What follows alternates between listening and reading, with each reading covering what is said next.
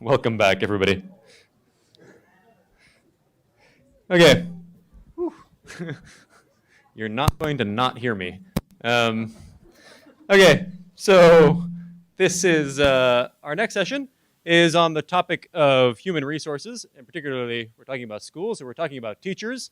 I distinctly remember 4 years ago at the first RISE conference, a little bit of a fight breaking out, not a physical fight, but Norbert Shady was up here presenting his work that many of you know, Araujo et al. Ecuador paper on teacher effects and how much teacher quality matters, and that some teachers are much better than others, and we need to find out how to identify those teachers and get more of those teachers. And Derek Neal was in the audience and was not having it, that there is no such thing as teacher quality in the abstract, and that it is the incentive system in which those teachers work that determines their quality, and that's what we need to be focused on. I don't think we resolved that day, but it was quite instructive. Moving through the history of the RISE program, in 2016 we had Tessa Bull talking about all the results of the SDI framework, surveys rather, and Deon I see is here, and lots of SDI team members.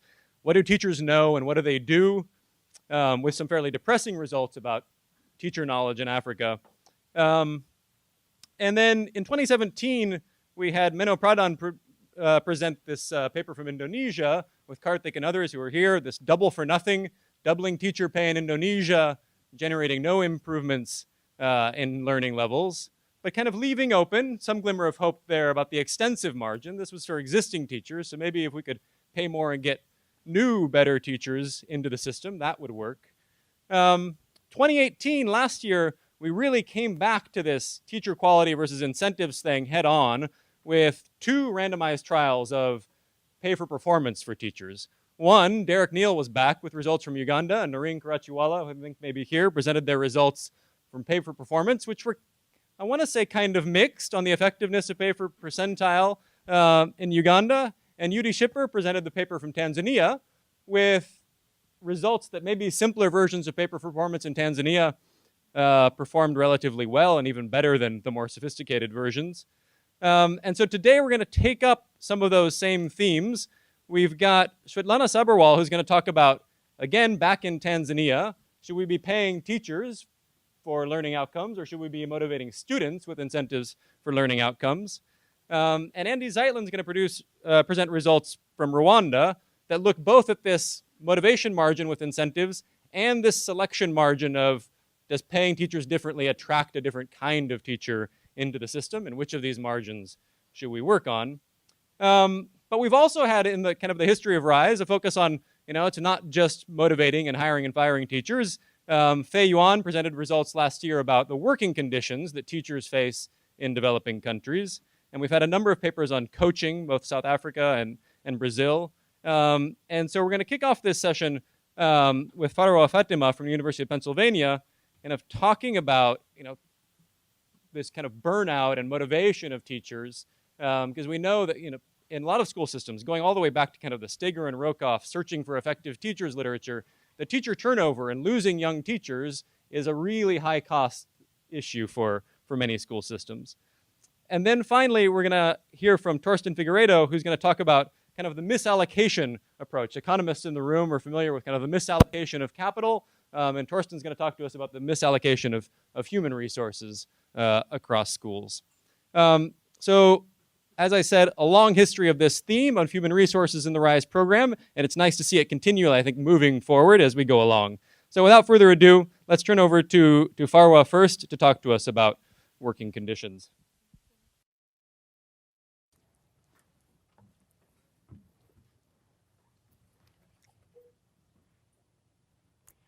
Hi, everybody.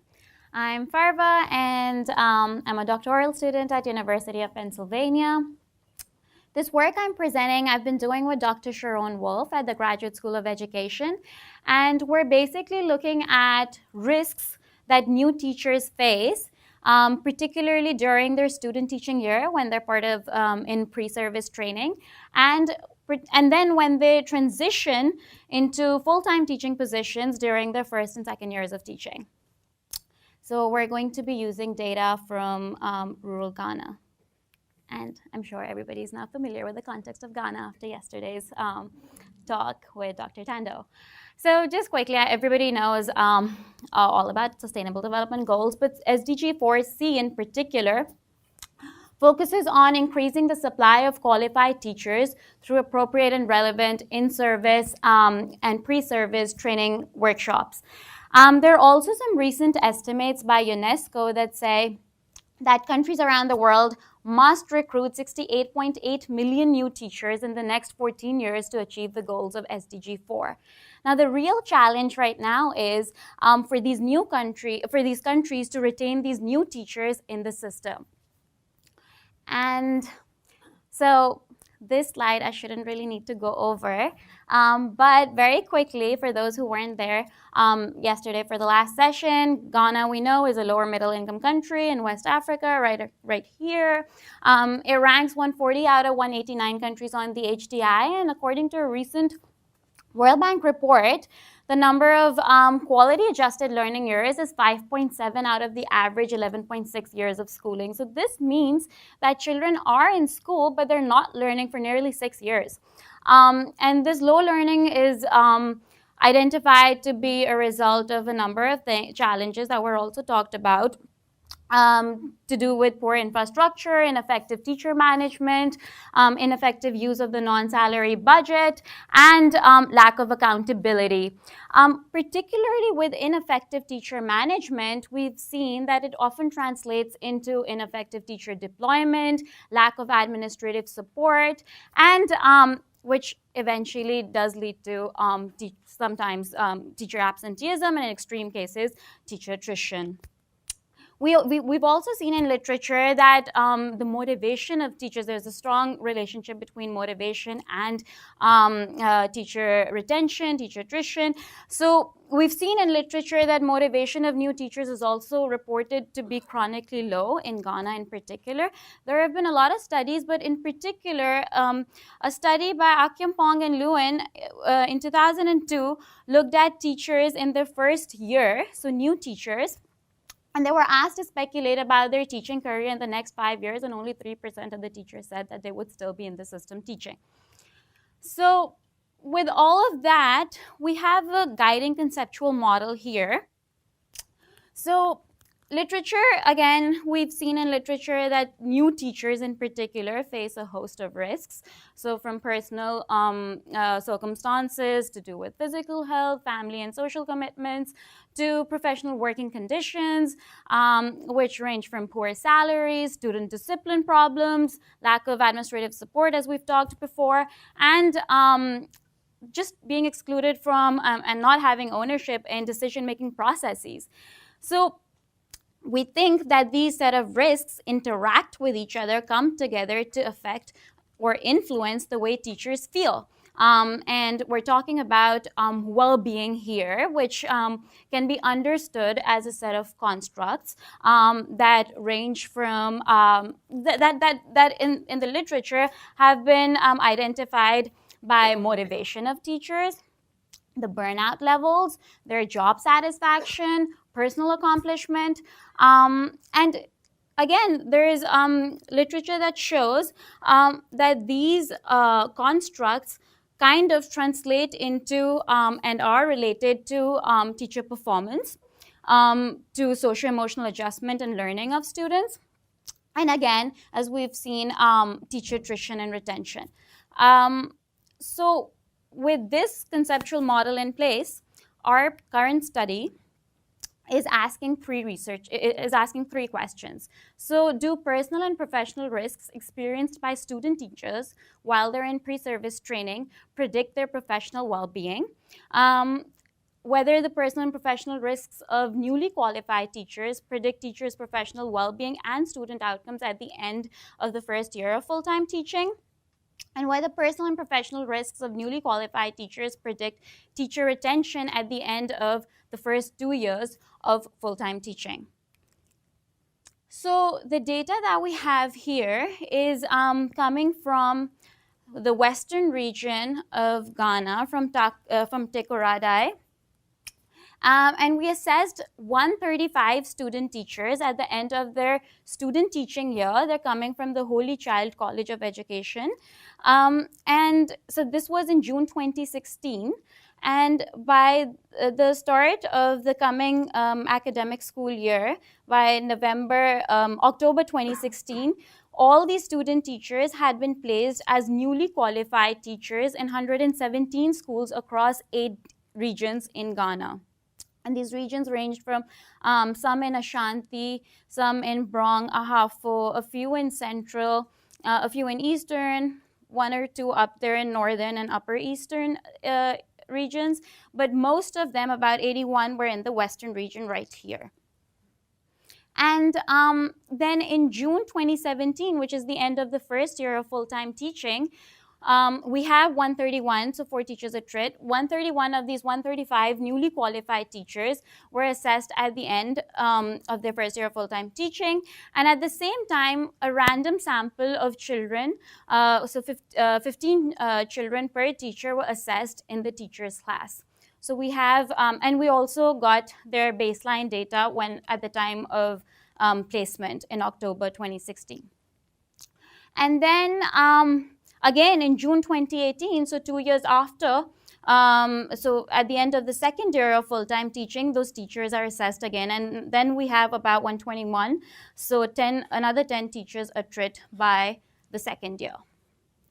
So with that data, and these teachers are primarily placed in early childhood education settings. A few of them were placed in primary education, primary classes, when they should have been placed in early childhood education classes, in pre-primary classes. So we're using a cumulative risk approach because we've seen how new teachers face a set of multiple and interrelated risks, and just focusing on a singular risk factor such as the social isolation they feel would be placing emphasis on, or it would be emphasizing the importance of individual risk too much. So these multiple indicators of personal and professional challenges are operationalized as cumulative risk indices. So this next these tables here, so this first table here is showing the domains that we looked at to come up with the personal cumulative risk index.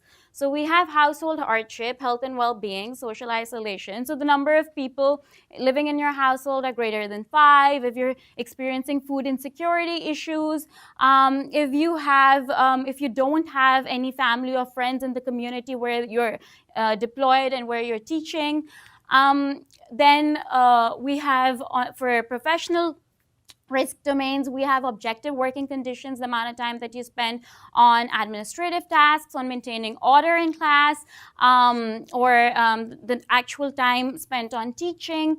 And then in terms of subjective work conditions, the quality of supervision, if it's poor, and poor parental support and involvement. So we see that while in their student teaching year and when they start start teaching as full-time teachers, there is a fair majority of student teachers and newly qualified teachers are experiencing social isolation.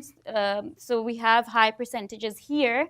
And then we also see that a lot of them, about 44, when they're student teachers, and about 30% of the newly qualified teachers spend greater than 25% of their time on maintaining order in classes. And then we also see that they're experiencing poor parental support and involvement, which is interesting because yesterday Dr. Tando was mentioning that at tertiary education level, they tend to experience a lot of parental support, but perhaps in early childhood education settings, they do not, and that's why the teachers are struggling with these kind of challenges. So we're using a basic OLS regression model. We're controlling for teacher characteristics, and when we look at teachers when they are placed in schools, we control for school level characteristics and region fixed effects because there are large disparities between regions. And then we also, when we're looking at student level outcomes, we account for clustering of students within teachers and schools. So here are some results. So these are correlational estimates. So we see that professional cumulative risk, an additional unit or an additional professional cumulative risk, so we've seen there are different indicators for that, are correlated with about 0.16. So it predicts lower motivation and lower personal accomplishment by about 0.16 standard deviations, about 0.15 to 0.16 standard deviations. And personal cumulative risk predicts higher burnout by about 0.17 standard deviations. And when they become full-time teachers, we see that personal cumulative risk is no longer predicting any of the well-being outcomes, but professional cumulative risk is predicting higher burnout and lower personal accomplishment by about 0.1415 standard deviations. So this is in terms of their well-being. When we look at the relationship between cumulative risk and student learning, and student learning here is measured using IDELA, the tool that has been developed by Save the Children. There are people from Save the Children here, so they're very happy by Save the Children and NYU. So here we see very marginal relationship correlation. So an additional unit of personal cumulative risk is predicting lower numeracy by about 0.04 and lower executive functioning by about 0.06. And professional is predicting lower socio-emotional skills by about 0.05. So there is some relationship between cumulative risk and student learning, although the magnitude of these coefficients aren't particularly high, but we see something. So what can we say? Is cumulative risk predicting student learning or not? And in terms of its relationship with teacher retention, we saw that there was no significant association with teacher retention at the end of the second year of full-time teaching. Now, we didn't have data for third or fourth year. It would be, there's literature that shows that teachers tend to attrit more at the end of the first 3 years, and particularly more at the end of the 5 years. So if we do have enough data, we could follow up to see if retention does become significantly associated with cumulative risk at those time points. So what we've seen is, and here a lot of the things that I'm going to go over are already being implemented in the new reforms that were discussed yesterday. So that is great. But still, there are some recommendations which are new, which weren't there. So they're worth sharing with the ministry. So well-structured and integrated training programs, and so there is literature that shows that the more integrated the programs are, especially if they're in cohorts, they're very beneficial for student teachers, as it allows them to manage household responsibilities and at the same time engage in meaningful relationships with their peers and with their students. So it kind of helps address the set of personal and professional risks that they're experiencing during that year.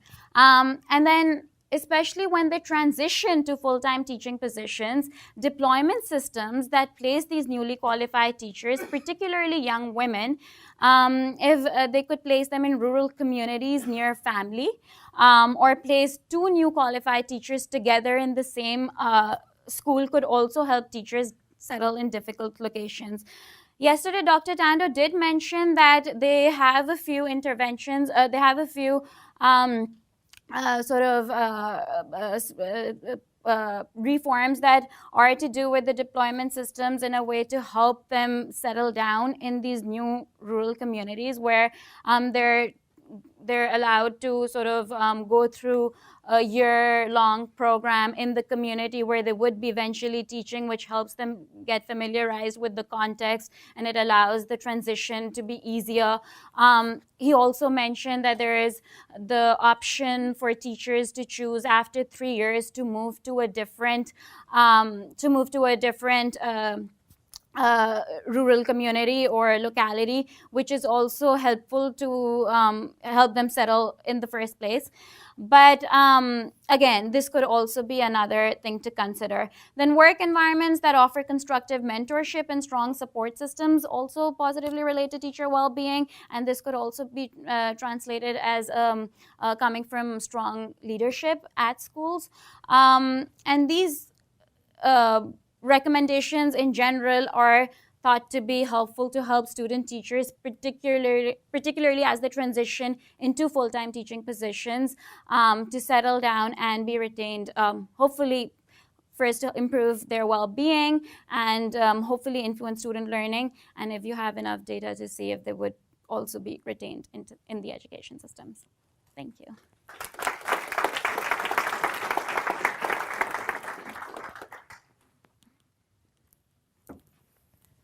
Hi, everybody. I'm Shwetlena. I work at the World Bank. So I'll be talking about what is it that we should really be expecting from teacher incentives, right? And this is joint work that I did with Deon and James Habyarimana in Tanzanian secondary schools, so grade 10 students and teachers between 2012 and 2016. And I asked myself, is this just a clickbaity way to say what were the impacts of teacher incentives in secondary schools in Tanzania? Well, then I said, okay, I do want to think through what these results and maybe some other results mean for education systems, and what do they mean for how we should talk to policymakers about them. And also that if I think this is clickbait, then there is something I have other bigger problems. Okay, so in Tanzania, like in many other developing countries, the share of teachers who should be in class but are not is relatively high. And the share of class time that is being spent on teaching activities or learning activities is relatively low. And when we look at these numbers, we think, okay, what is the way to improve teacher effort, right? Teacher effort needs to be improved. And unfortunately, when it comes to options to improve teacher effort in the very short run, right? So tomorrow, we don't have very many options at hand. And the one thing that keeps on coming up again and again is the idea of imposing these sort of extrinsic incentives which tie some type of reward to student learning typically, right? And the reason these are popular is because they are relatively easy to implement. So you test students, you announce some type of reward, you test students again, you see what type of, you then reward the teachers who've done well, and then you move on, right? So these are not logistically or politically or technically, they're not very hard to implement. And that's one of the reasons why they've been studied quite a bit. The problem is that even though we've studied them quite a bit, we still haven't figured out whether these incentives will make a typical teacher feel like this, I'm being acknowledged, I'm being respected, or will it make a typical teacher feel like this, right? Oh, what fresh hell is this? So you see this in the way some of these outcomes show up, right? Now, the good news is that by and large, we find that in developing country contexts where teacher pay and teacher compensation packages are not very high, these incentives don't lead to negative impacts as they do in a lot of places in the United States. Still, there is this big variation, and the big sort of reveal from all this literature is that the effectiveness of these programs depends on their design. And the first time I saw this, it really blew my mind. I'm only joking. So the question is, what's the right design, right? So when me and my co-authors started to think about this in the context of Tanzania, we decided to test that version of the teacher incentive program that is most likely to be implemented, right? That could actually be implemented tomorrow. And to find this magical design, we talked to policymakers, who then in turn asked us 4 questions. Okay? okay? And I want to spend a minute or two on these questions because I think it's useful to think through them systematically. So the first question is, okay, if I introduce teacher incentives in the system, and then for some reason, most probably because I run out of money, I have to discontinue them, what will happen to teacher performance and teacher morale, right? And implicit in this question is this idea that teacher incentives are like cocaine, right? Once you've been exposed to them, you are going to want them and you're going to expect them, and if you don't get them, you're going to refuse to do your job. So this fear that they are going to be very hard to discontinue was a big fear. The second big fear is what's going to happen to weaker schools. So here, the policymakers had a very simple articulation to say, look, incentives are well and good for those who can and those who do. But they're completely useless for those who cannot and those who will not, right? And those are the people that really need the most help, right? So the most sort of non-performing, not well-performing, not high-quality teachers are not going to really respond to these incentives. You know, as Homer Simpson says, trying is just the first step to failure. So what is the point? Now, these were the big fears, right? 1 and 2. And once we talked the policymakers beyond the big fear, basically by promising to look into these questions and study them very seriously, we come to the negotiation stage, at which stage the first question is how to make them cheap, okay? They need to be very, very cheap. But they also need to be very, very attractive. So the reason is not only because the policymaker wants them to be meaningful, right, to create some learning impacts, I'm sure it's on their minds, but they also want it to be politically attractive. They want teachers to be happy with these incentive programs, not upset. So how do you think about a cheap but attractive program, right? So the answer that we came up with after a lot of discussion and talking and thinking is to do this in a way that's medium stakes, okay? Now, it's very unfortunate that it sounds like something you'd order in a restaurant, but it's a serious proposal. And usually we've talked a lot about high stakes and we've talked about low stakes, but maybe not enough about medium stakes. So what do these mean? So in order to make it cheap, the thing to do is to design it as a tournament, right? And fortunately, this also aligns with the received wisdom from these incentive studies that a tournament is maybe better than a threshold style incentive. And it makes it cheap because you're reaching a large number of teachers who are competing with each other, schools are competing with each other, but you only have to award 1 or 2 or 3. The second thing you do is you emphasize the prestige component. This is also Incentives 101. If a part of your gap is that the teacher who's really putting in effort for student learning is not feeling acknowledged and appreciated, then you do a big public ceremony, which is what we did, have some type of public official give them the award. And emphasizing prestige is relatively less costly than doing big awards. And then you can't just rely on prestige, right? This is what differentiates this from low stakes. If it's only prestige, it often ends up being somewhat low stakes. But the policymakers were willing to let us use in-kind transfers. They were completely uninterested in cash. This I have experienced again and again in multiple contexts, because they worry that cash is hard to discontinue. So in-kind prices they were still okay with. So how to make them attractive? So this has 2 big components. The first component is that most of the teachers that you are targeting should feel like they have some shot at winning, a reasonable, non-trivial shot at winning. So the way you do this is, again, 101, you base it on improvement, first of all, not on levels. But then you also design your tournament in such a way that students with similar type students, teachers with similar type students are competing with teachers of the same type, right?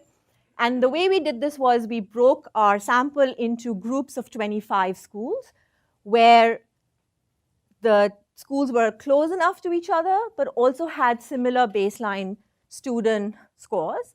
And then when we communicated the teacher incentive scheme, we told the teachers, look, this is the school that you will be, these are the schools that you will be competing with. The second thing to make it attractive is to make the prize meaningful.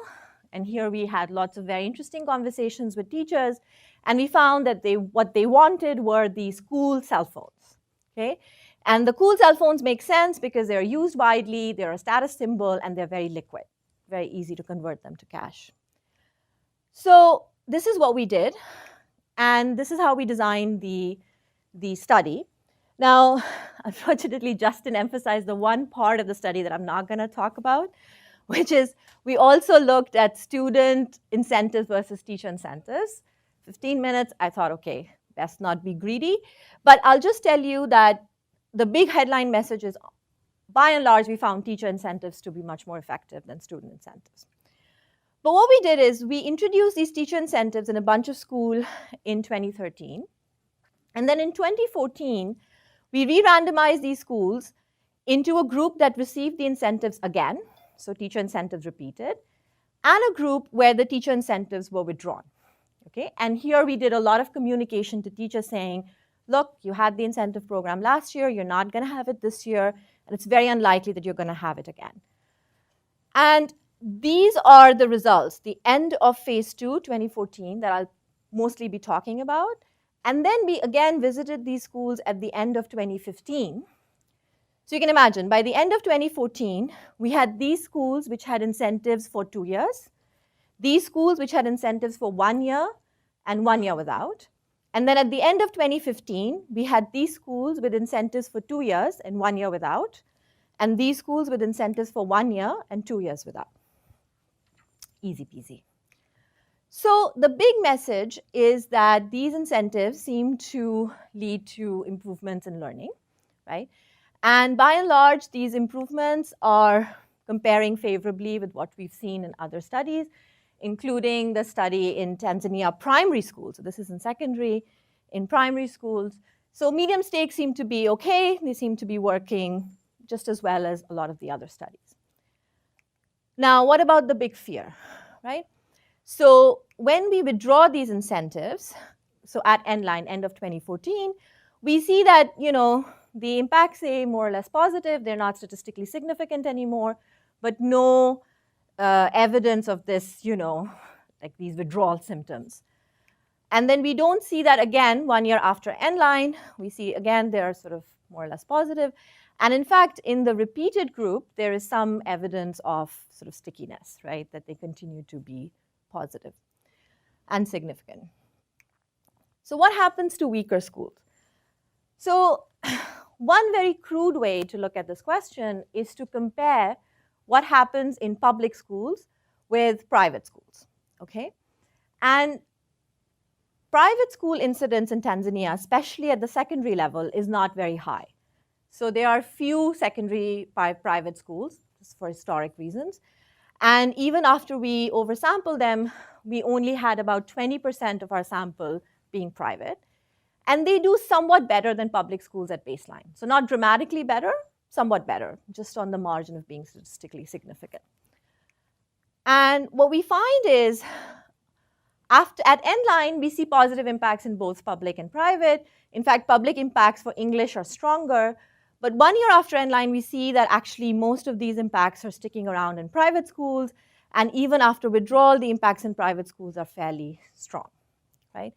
And not just this, the way the teachers are responding is very different. So in public schools, this is at end line, the improved performance is seen mostly in the mid to high ability students, right? But in private schools, most of the improvement is seen in the low to mid ability students.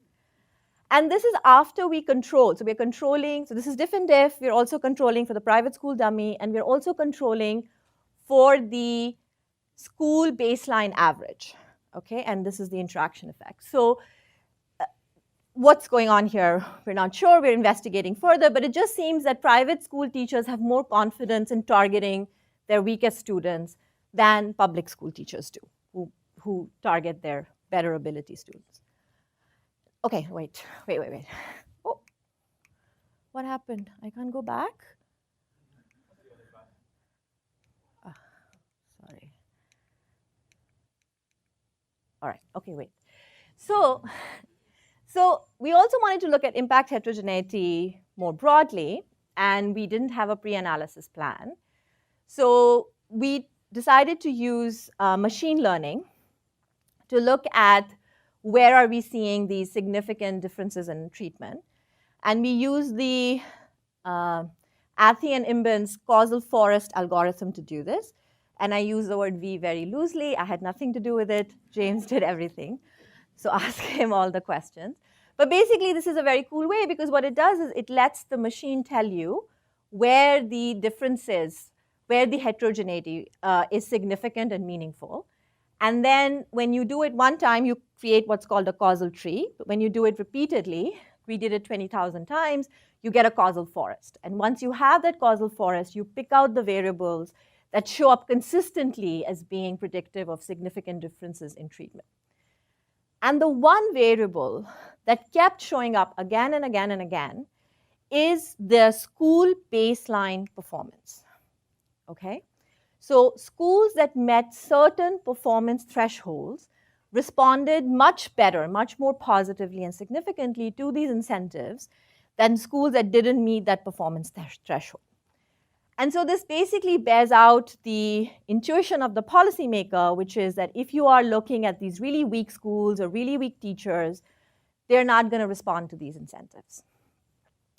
Okay, so what's the big takeaway? The big takeaway is when we're designing these programs and we're talking about them to policymakers, it's good to think through their big fears, right? So mixed news there. Withdrawal doesn't worsen outcomes, but inequality remains a concern. And so if you are using these incentives, it's very important to have complementary support or measures for the weakest schools and even potentially the weakest students like we saw in the public schools. Then, medium stakes, cheap but attractive, that's a nice rule of thumb to use. They seem to work pretty okay. And then it's important to be realistic, right? So impacts are going to be modest and not all teachers will respond.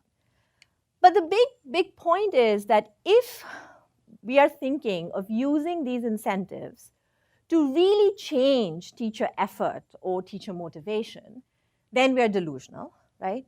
If we are thinking that these types of incentives will really be an alternative to systemic reforms in how we recruit teachers, how we train teachers, how we deploy teachers, then we are misguided, right? It's none of those things. So these incentives are not really going to be the surgery that the system needs.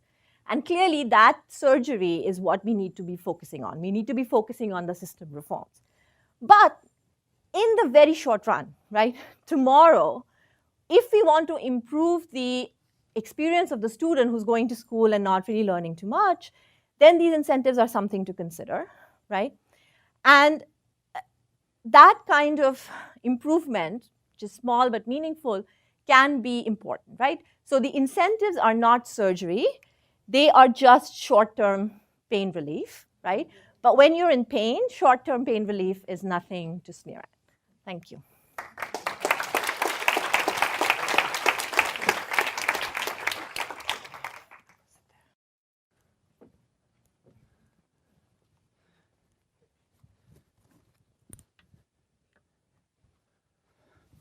Great. So I'm going to present joint work. This is work undertaken in Rwanda collectively with Clare, Pieter, Serneels, and Owen, Ozier. And we're going to be talking actually about the question that Shwetlena just posed, which is kind of what is the systemic consequences of introducing a pay-for-performance system in the public sector. And in particular, I guess we heard it laid out nicely by Justin in the introduction that there's really this kind of two-headed problem in human resource management in many education systems in lower income countries, which is that on the one hand, you have a skills gap. And so you have teachers who lack the competence in the material that they are meant to teach. And on the other hand, you have a kind of effort gap where at least as measured by absenteeism and other things, it seems like teachers are not doing everything that we would hope that they should in order to deliver good learning outcomes. So how do we get to a place where we have a classroom like this one, which we visited, where a teacher is both competent and doing exciting things? This is not the most exciting moment, but leading them around the courtyard and all these things. How do we get to that place? So in fact, this is a pretty This is an issue not special to education, but actually a problem across the civil service or civil service reform in developing countries, which is that these twin problems of how to recruit the best people and how to motivate them and how to retain at least the ones who are good and maybe not the ones who are not is something sort of we should be thinking about in many dimensions of the civil service. We are accumulating evidence, including some that we've just heard, on how pay-for-performance contracts can elicit effort from a given group of teachers, and you saw the nice literature review just a moment ago, but we know very little about this kind of, the economist's hammer that we're taking to this problem as to whether that is actually having positive consequences on the recruitment and retention margins. So we know some things about how to recruit civil servants from other sectors. So we know that higher pay can do good things on the recruitment margin. We've seen this in the work of Dalbo et al. In Mexico. We've seen that sort of careerist motivations do not hurt and in fact may help the quality of people who are attracted to health sector positions, and that sort of beliefs about monetary incentives can also be sort of, a bit of a double-edged sword in the case of community health workers in Uganda. Okay.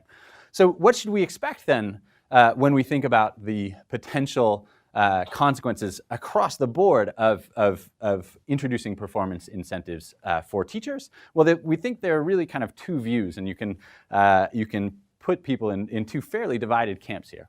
On the one hand is a pessimistic camp who believe that across all of these margins, the long-run effects of performance incentives are likely to be bad. So they will recruit the wrong types. Instead of getting kind of nicely civilly minded individuals, you will get the would-be JP Morgan bankers who instead will kind of come in and try to game the performance metric. They may lower the effort of a given stock of teachers by undermining their intrinsic motivation. So teachers were working hard because they cared, and now you tell them it's all about the money, and so they don't anymore.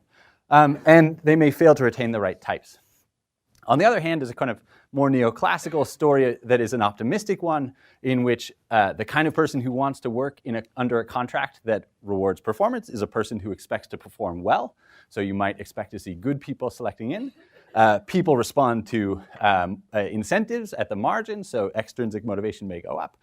And as people learn about their performance, then the best may stay. So I think you can sort of see this literature as fairly divided into these two camps. I think I don't have to convince this audience that this is particularly important in the case of education, where teacher value added is consequential, where we're spending a lot of money, where there's a lot of variation in teacher quality, and where there is this kind of not only an effort gap, but a skills gap as well. Okay. The other thing that makes this hard and potentially important is that it's really hard to figure out before the fact who's going to be a good teacher. And so there's evidence from across from particularly from developed countries rather than developing countries, that screening ex ante for teacher quality is going to be a hard thing to do. But teachers may know something, or potential teachers may know something that is hard to test for about whether they are likely to be a skilled and motivated teacher if on the job. And so it is possible that teachers' private knowledge or potential teachers' private knowledge can induce positive self-selection.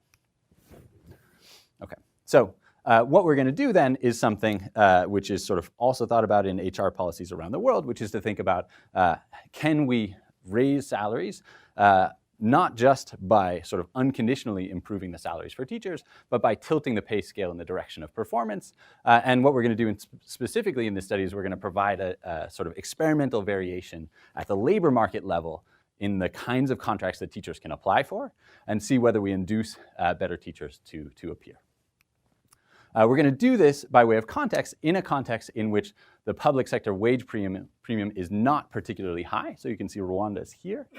So in some settings you may think, and in particular in other East African countries, you may think of kind of these as extremely high-paid, rewarding jobs that everybody wants. And so sort of the supply side of labor may not be a constraint there. Here, and I think as is common in many countries, the public sector wage premium is not particularly high. And so sort of how you can use a relatively small budget to recruit people at the margin is going to be an important question. Okay, so how do we go about this? We are going to experimentally evaluate the consequences of two different contracts. These contracts have the same payout on average, which is 3% of teachers' annual salaries.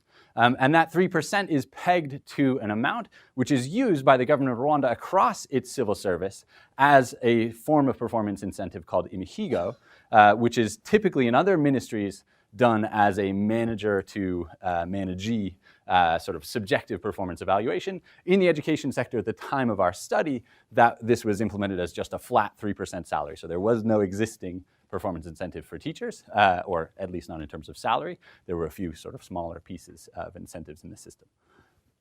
Okay, so we'll compare two things then. On the one hand, we will compare a fixed wage contract that will pay teachers at the end of the year 3% of their salaries on average. That's 20,000 Rwandan francs. And we will compare that with the consequences of a pay-for-performance contract, which is going to be all or nothing, with the best 1 out of 5 teachers on this metric winning the prize. The prize, if you win it, is 100,000 Rwandan francs, so that's 15% of your salary. And the metric on the basis of which this is constructed is a combination of learning outcomes on the one hand, and also measures of teachers' inputs into the classroom, which was quite important, I should emphasize, to the Ministry of Education as a way of kind of aligning this with some of their professional standards. We also think may be important to the consequences of the incentive overall. So half of this is going to be based on a Barlevian-Neal style performance incentive, or learning metric rather. And the other part is going to be based on sort of 3 Ps of inputs, which is teachers' preparation, their pedagogy, and their presence. Okay, so how are we going to implement this? So what we're going to do in this study is a 2-stage randomization along the line of Ashraf, Berry, and Shapiro, or Carlin and Zinman. I think we also heard a paper along this line from Priya Mukherjee yesterday, who's also borrowing from this idea. So we have 6 districts in our study, and we have 3 subjects of qualification by which teachers can apply for a job. So you can either be qualified as a modern languages teacher, you can be qualified as a math and sciences teacher, or as a social studies teacher. Right? Together, these comprise 18 labor markets, if you will. And those 18 labor markets are more than 60% of the planned hiring of the government of Rwanda in the year of our study. So they comprise a substantial share of the total teacher labor market in that year. So what do? Well, at the first stage, we take these district subjects and we either advertise performance contracts or we advertise fixed wage contracts for all upper primary placed individuals who are new hires in those relevant labor markets. So you're either applying for a job which you expect to be pay for performance, or you're applying for a job which you expect to be fixed wage. Secondly, we trace every teacher who's hired and placed into an upper primary teaching position in that year, down to the schools in which they are placed, and they're placed ultimately in 164 different schools. There's more than 300 teachers who were hired in that round under these lines. And we re-randomize at the school level so that each school as a whole is either experiencing a performance contract or is experiencing a fixed wage contract, right? And teachers are working in a natural environment in which it's not just the one recruited teacher who happened to be part of our study who's under this performance contract, but it's them and their peers as it would work in a natural setting. Okay, so what does this allow us to do? Well, this design allows us to make 3 types of comparisons, as you might imagine. On the first hand, if we just compare all teachers down the branch of advertised pay for performance with advertised fixed wage, this allows us to say something about the pure compositional effect, holding constant the conditions under which you actually taught. Secondly, within any given branch in terms of how people were advertised, the comparison of individuals who experience performance contracts and experience fixed wage contracts gets at a pure effort margin response, with the caveat that we're watching these teachers over a couple of years, and so we're going to pick up both their effort, but we'll also pick up any differential attrition that this might induce, and that's an object of study here as well. Thirdly, then, if you want to think about kind of what is the big question that we don't know, the big question that we don't know from a policy perspective is what is the total consequence of introducing performance incentives into such a system, net of both the compositional and the effort margin responses. And you can pick that up from sort of thinking about people who were both advertised and working under performance contracts with individuals who were both advertised and working under fixed wage contracts. Okay, what are we going to look at here? I'll be a little bit quick because I need to show you some results. We'll look at the universe of applications here. We'll look at the characteristics of teachers who were placed. We'll look at how students learned under those teachers over the course of 2 years. And we'll look at teachers' inputs, like were they there and the like. Okay.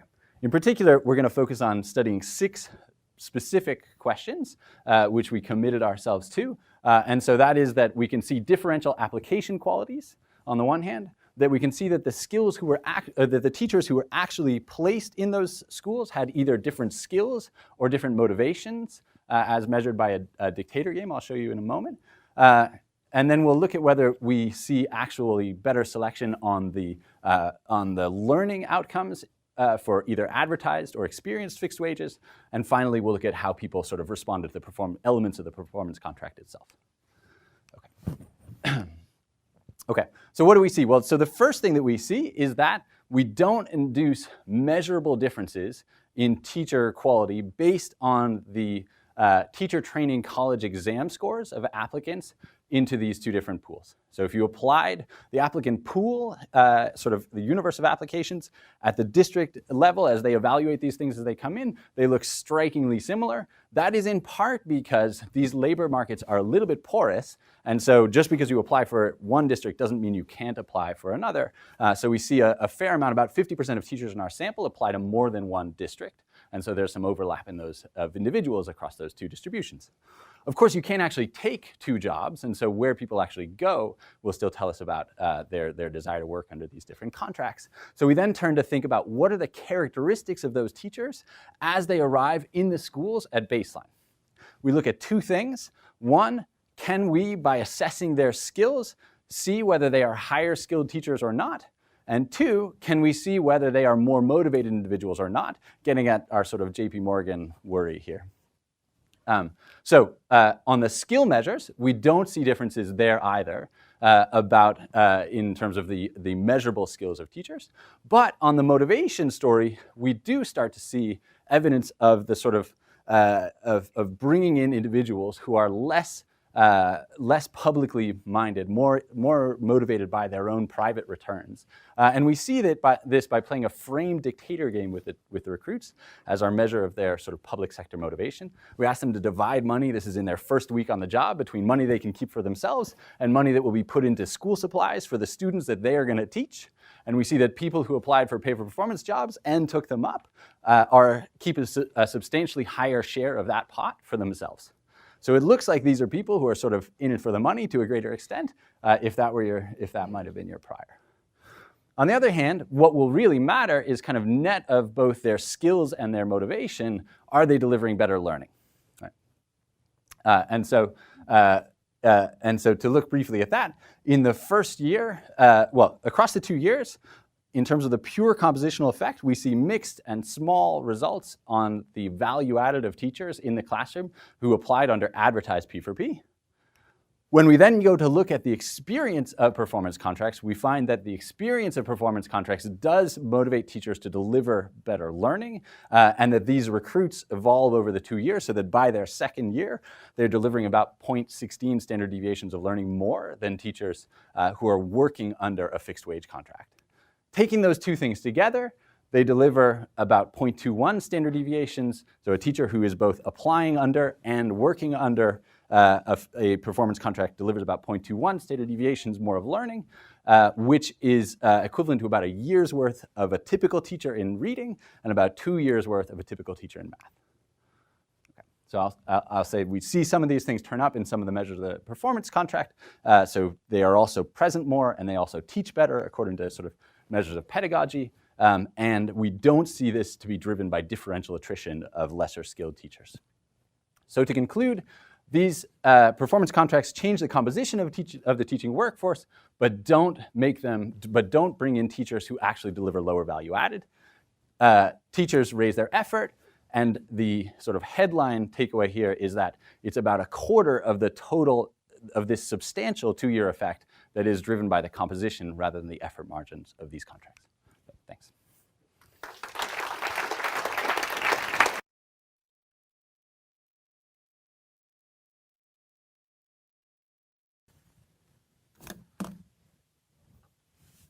Hi, I'm Thorsten, and I'm going to talk about factor misallocation in education systems. And I'm also going to talk about teachers.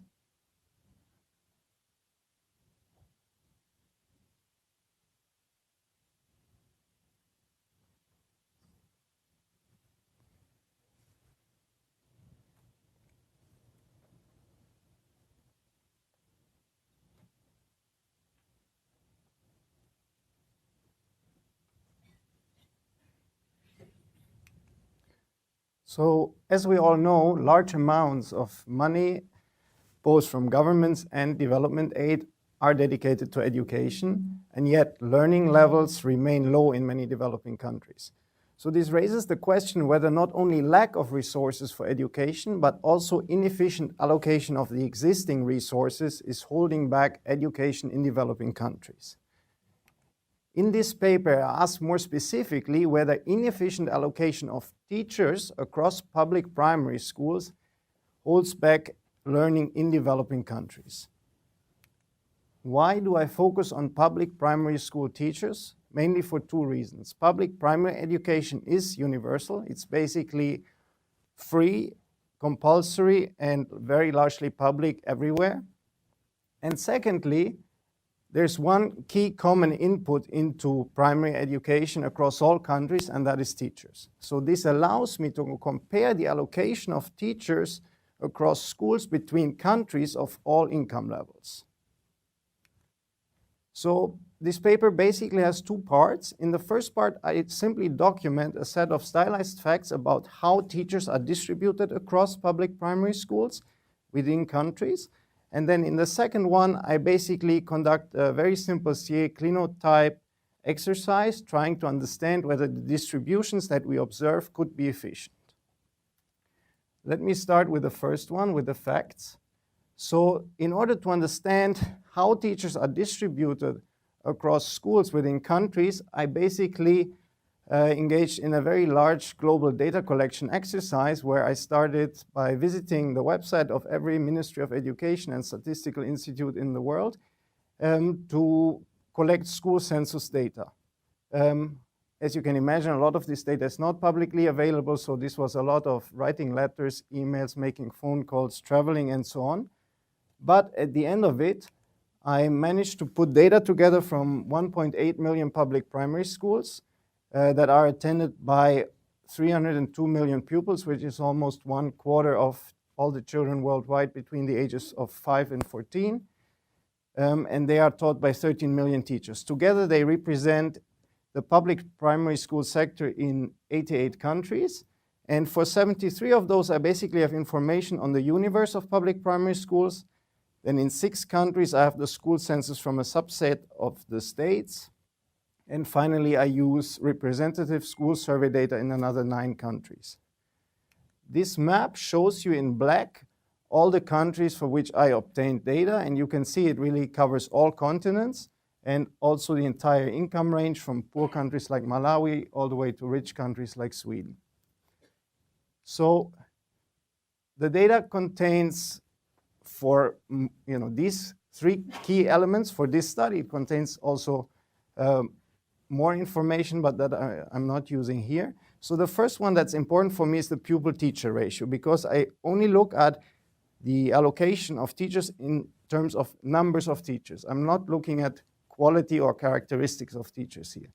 And so I compute the pupil-teacher ratio at every school simply as the ratio of the pupil head count over the teacher head count.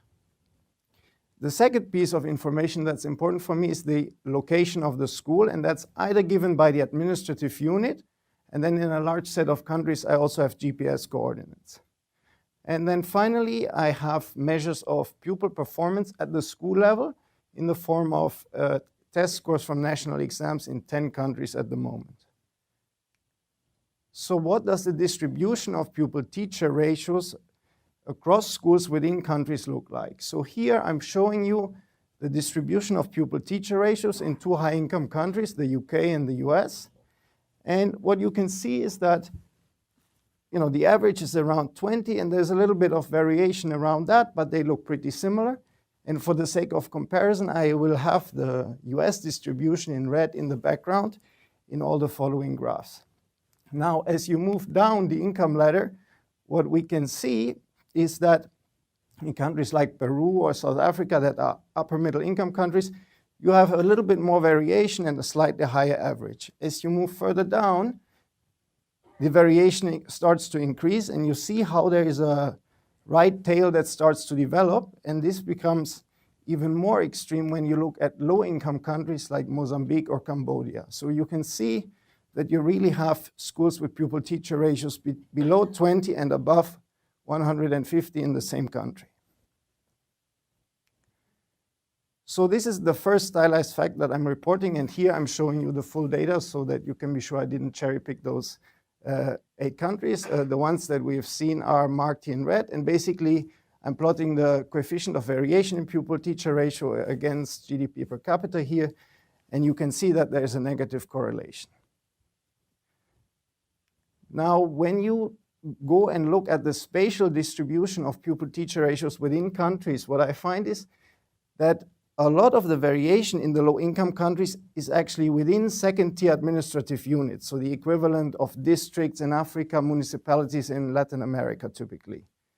This is a map of Zambia, just to give you an example, and the black lines are the district borders, and I'm coloring basically the areas around the schools based on the pupil-teacher ratio, red for high, green for low, and you can see in many districts you have both of the colors at the same time. So this seems to be relatively local, although of course districts in Africa are not that small.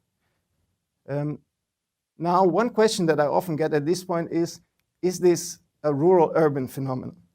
And I think the answer is not, even though what I find is that pupil-teacher ratios are larger in rural areas in low-income countries.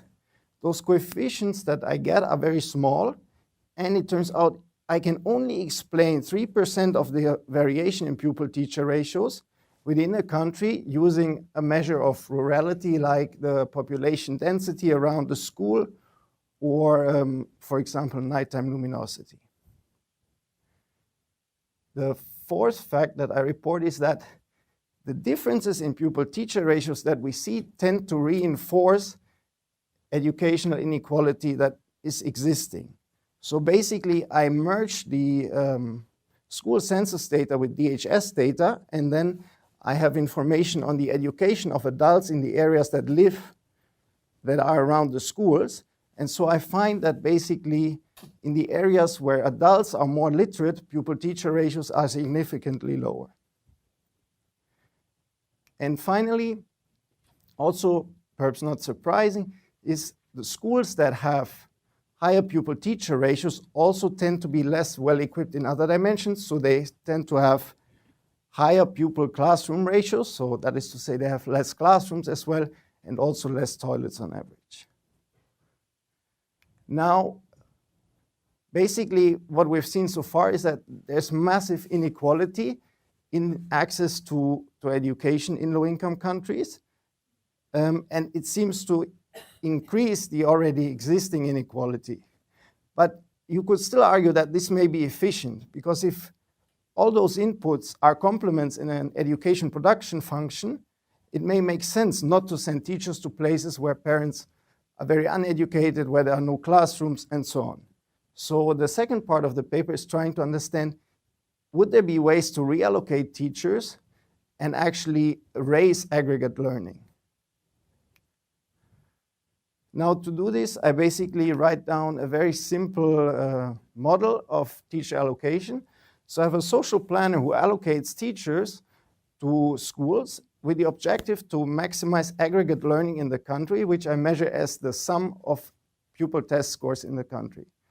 And then there's an education production function which is going to map pupil-teacher ratios at the school level into learning, and a budget constraints that says that you need to pay all the teachers in the country. The education production function that I write down looks like this. So it's basically a very simple Cobb-Douglas setup. HS here is the average pupil test score at the school S, and it's simply the product of a school productivity term A and the pupil-teacher ratio to the beta.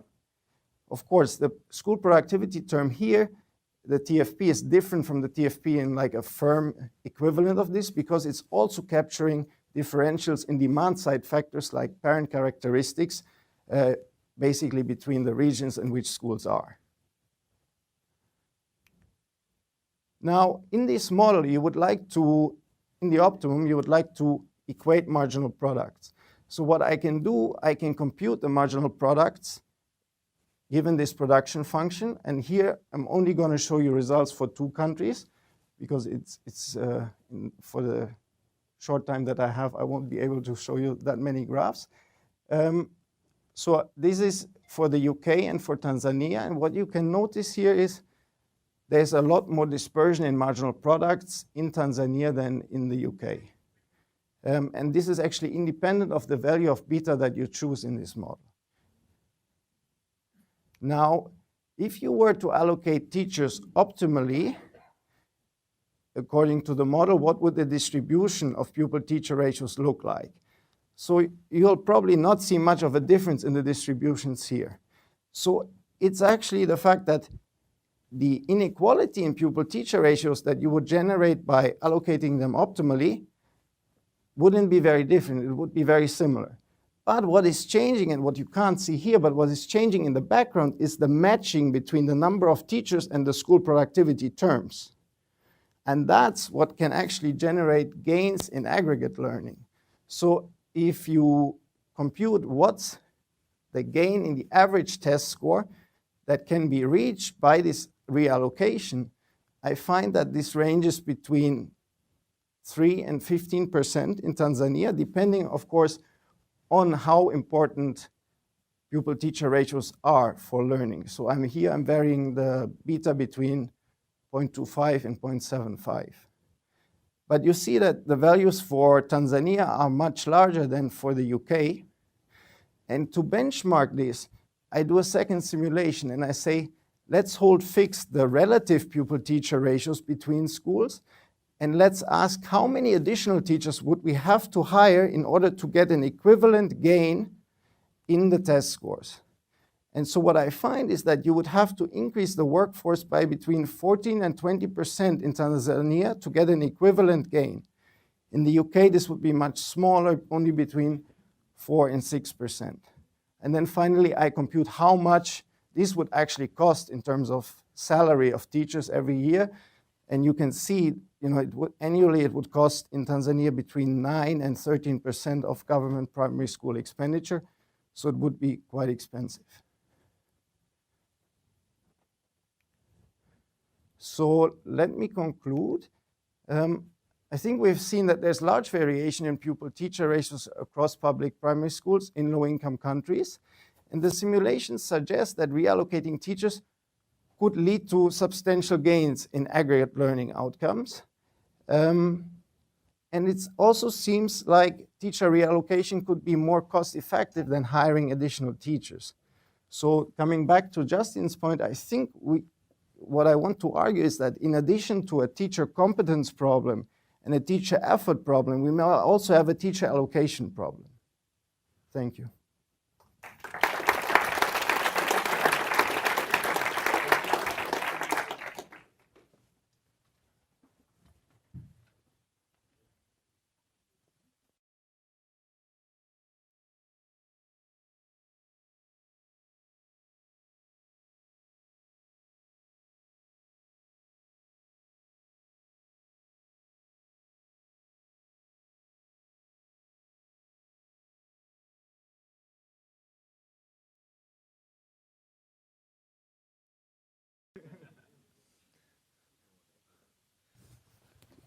All right. An exciting and amazingly coherent and interrelated session. We've got 15 minutes for question and answers, so let's see if we can maybe get in 2 rounds. And I see Rafael and Karthik off the bat, so Rafa, please. You need the mic. Up front, here we go. Rafa de Hoyos from the World Bank. Well, first of all, wonderful presentation by Shwetlena. I have a question for Shwetlena. So let's assume that I am a policymaker and I am seeing your results, and you convince me that this is the way to go about increasing learning. But I will have to set up a standardized test for all grades every year. And if I go to secondary school, the standardized test will have to include not only math and learning out and reading comprehension, which is what they usually include, but also subject specific like science, biology, chemistry, which means that it's virtually impossible to implement at a large scale. What would you have to say about that? And although I know that I am only restricted to one question per day, I am taking advantage of the fact that I have the microphone to Thorsten.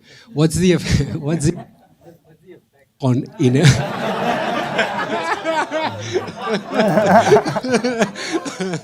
They fear you, man. What's the effect on inequality? Because you were talking about the effects only on average. Well, what happened to the dispersion? Thank you. Karthik?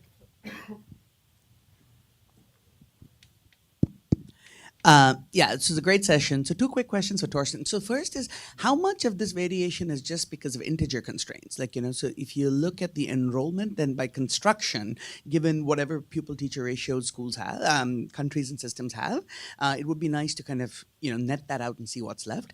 And then the second thing, maybe you went through this too fast for the simulations, is you need a functional form assumption between PTR and outcomes at different levels of PTR. And it wasn't clear how you were doing that and where you were getting that from, right? So, because if it's linear, then there's no free lunch from reallocation, right? So there has to be some nonlinearity in that functional form, right? So I wasn't sure where that was coming from. And for Andrew, the design's fantastic, right? So this is absolutely awesome stuff in terms of taking both the selection and the incentive, the effort margin. So 2 questions. I mean, one is, there is this kind of Carlin Zinman, what I think Priya was presenting yesterday as well, that there's one version of how you recruit, and then there's the other version of the contract they actually experience, right? So, but is there a little bit of a IRB/cognitive disconnect in that, you're recruiting under one regime and then have people in another one? And frankly, that's less my concern and more about whether we're really picking up the long-term selection effects, from a one-off like this, where you're not credibly changing the rules of the game, because as demonstrated by you, that you managed to switch the contract they were in relative to what they were recruited under. So, All right. All the way in the back against the wall.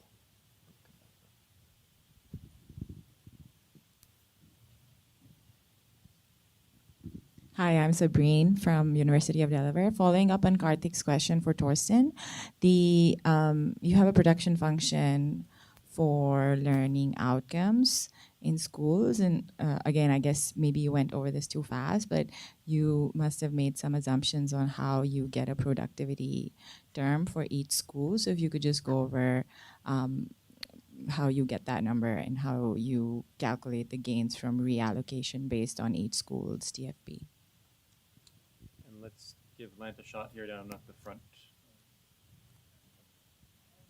Oh, you were... No, authors can't ask co-authors questions. You can ask somebody. I can ask my co-author a question. I had a question for Farwa. It seemed like you documented a kind of convincing association between some of the negative things that a teacher might experience or recognize that are going on, either in terms of the personal or the professional, and learning outcomes. And I wanted to get a sense of how hard you could push what we're sort of thinking of as identification here. So if I'm a teacher who's frustrated, maybe I just don't actually like teaching that much, and I arrive and I say, this is a frustrating environment, but it's really that I just don't like teaching that much. In general, it doesn't matter where I was going to go, I was going to say it was frustrating. So I don't have a sense of how much we can know about how much it's about the teacher, what they bring with them, and how much it's about what they find in the environment to which they're assigned. But I think you have really rich data, so I wonder if you've given thought to how you might sort of press that. One suggestion might be that if more teachers come into the school, then the first set of teachers can be thought of as inspectors about the environment. And then the next cohort of teachers arrives, and you can see, was it in fact a measure of the environment, or was it a measure of the inspector? Anyway, I would just wonder in your data whether you can push that further. Thanks. All right, why don't we go ahead before you memories fade here, and try to run through those. Maybe we should start in order from this end. Torsten, do you want to start? Yeah, sure. So on your question, what's the effect on inequality? I'm not sure I interpret your question correctly, but one thing I can do is I can say, let's simulate what would happen if we basically equalize pupil-teacher ratios to the extent that it's possible given the integer constraints that Karthik was mentioning. And what I find, if you do that, then you'd actually lose a little bit of aggregate learning. So there is a cost to doing that because of the complementarities, essentially. Then the next question on the integer constraints, so I can simulate that through, and that's basically a tiny share of what we're seeing of the variation. That's not an issue here. On the nonlinearity, yes, I do need an assumption. So I basically need the beta to be larger than -1 for me to still have, I mean, depending on how you map it, the concavity or convexity that I need for this to go through. And then on the question, how do I actually get the productivity terms? I basically have data on the test scores. So I have the age, and I have data on the pupil-teacher ratio. So I can just invert the production function and back out the productivity terms. So it's a very simple thing that I do here. And then, I mean, how do I get the optimal allocation? I know that marginal product should be equalized, so I can basically, with an algorithm, simply search for the point where I can equalize that given the stock of teachers that is available. I think that's great. Andy, did they know you were lying to them when you recruited these teachers? So they knew that they would get at least what they applied under. And so your question brings up an important detail. So when we did the re-randomization, the way that we were able to do that in a way which was fully incentive compatible and which people could opt out of if they wanted to, but no one did, was that we introduced the re-randomization with a bonus, a one-time signing bonus that covered sort of the gap between the fixed wage payout of 20,000 Rwandan francs and the full payout of the bonus if you were to win it under the pay-for-performance contract. So in essence, by providing a signing bonus that was simultaneously with this re-randomization, we made sure that everybody got at least as much as they could conceivably have expected under whatever contract they applied for, regardless of their beliefs. So even if they thought they would win the performance contract for sure. So in that sense, everybody's outcomes were stochastically dominated the outcomes under the contracts under which they applied for, if you like. But that doesn't mean that there couldn't be an issue there, for sure. And so I think the potential issue in terms of people responding to changes in contract relative to what was advertised is addressed in two ways. One, we allow for in secondary work, we allow for the interaction between those two, between the experienced and the advertised contract, which is one place you might expect that to show up. We find that the consequences of experiencing a pay for performance contracts are indistinguishable amongst those who applied for it and those who applied under a fixed wage contract, which is also interesting if you think there might be selection on your ability to kind of respond to a contract that you would want to gain, for instance. And so it's also sort of not consistent with that story. And then we also look at satisfaction. So consistent actually with your own work, we find that people are generally pretty happy with these contracts. 70% of teachers say they like them, and that's true respective of the arm into which they were. So whether they came straight into the performance contract or indirectly through the re-randomization. On long-term selection effects, entirely agree. So we were able to promise a 2-year contract over and above civil service salaries. All of these are proper civil service jobs here. But we didn't have a longer-term grant than that, so we couldn't commit more than that up front. And that's clearly important if you want to think about the systemic consequences of this. So you should think of this as that's in a sense a story about the power of the intervention. How powerful is knowing you'll get this for 2 years? And is that enough to induce differential selection? In the other thing I would say is that, so here, these have to be individuals who came through the teacher training college system in order to get these jobs. So you might worry in the very long term about, can you get people to go through teacher training that wouldn't otherwise have done so? For context, the teacher training colleges are almost like the secondary degree of last resort in Rwanda. They're sort of the bottom of the pile. So maybe that margin is possible. I think that's a hard margin to push on. People who leave teacher training colleges, half of them work in teaching and half of them do not, and pay is about equal across the two. So we think we're getting at the relevant margin of selection for this context, but it's certainly possible that over a longer term you'd get different kinds of selection. Shwetlena, can anybody actually do this at scale in practice?